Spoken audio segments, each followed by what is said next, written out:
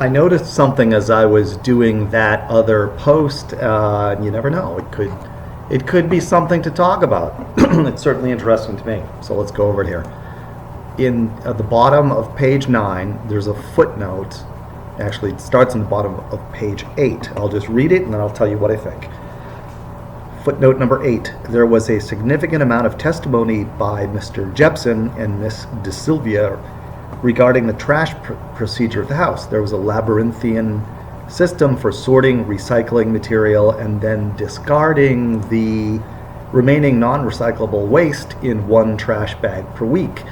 This was to be done by Mr. Jepson and Mr. Jepson only. Mr. Jepson's devotion to the system was obvious in his testimony.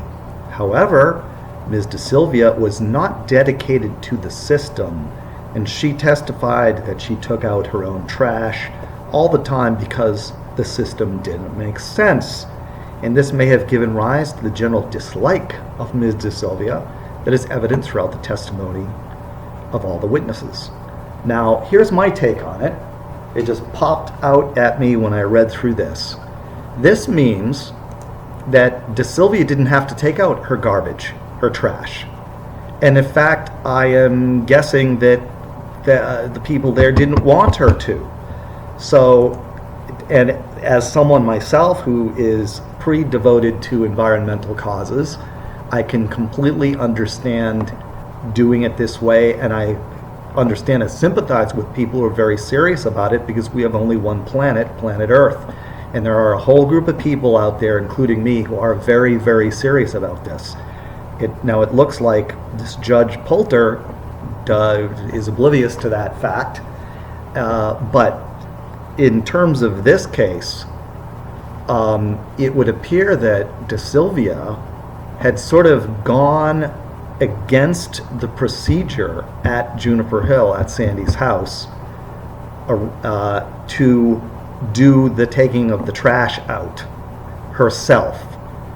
And doesn't that undermine the idea that this was, part of her work? Even though, it's an extra layer. She was never hired. We know that to begin with.